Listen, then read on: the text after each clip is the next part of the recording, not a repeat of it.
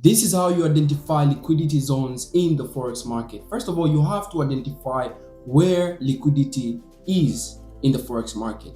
If you identify where liquidity is, it will be easy for you to understand and make more money in the Forex market. So let's go ahead and look at this, right?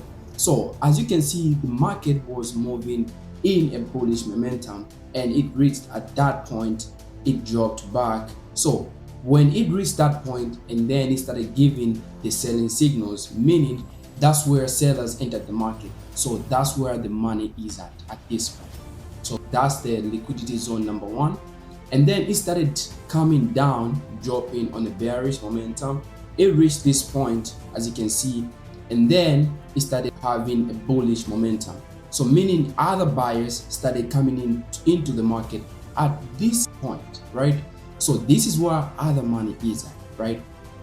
And then when it gave a bullish momentum, it reached this point and it gave us now a selling momentum, which is a bearish momentum, right? So sellers started coming into the market at this point and the market started dropping down and it reached this point and it also make a liquidity zones cause buyers entered the market at this point, right? And then it continued with a trend, right? So what does this actually show? This means that liquidity, I'll give an example in today's life, right? Let me say if you're traveling to another state, right? So the first thing you do, you put gas in your car, you will start on your way going to another state.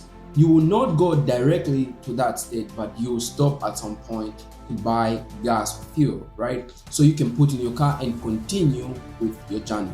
That's how liquidity in the market also is, right? It can't go straight on a bearish momentum or on a bullish momentum, but it has to stop at some point and go back where there's money and make sure it gets that money at that point, and then it can continue with the trend, right? So this is how it shows right here. It was in a bullish momentum. It reached this point. It had a little bit of bearish and then it went up on that point and then it came back down, right? Why? Because it was trying to get where the money was at this point and then went back at this point, right? It knows that this is where other buyers are at, and then it will fake out as though it's moving up on the upside, so it can come and grab the money that was here, and then that's when it can have the strong currency and move back down, right? So again, it will do the same right here. It will go up, it will go down, and then it will have a fake out, a bearish momentum, and then definitely at some point it will retest at this point so that it can grab this money right here. That's what we call as a liquidity sweep. It has to sweep this money, it has to get this money here so it can have a strong bearish momentum, right? And then that's when it can retest and also break at some point, that point where it shows a liquidity zone, right? It has to get that money and continue the trend. Why? Because that's the rule of the game. That's the rule of liquidity zones.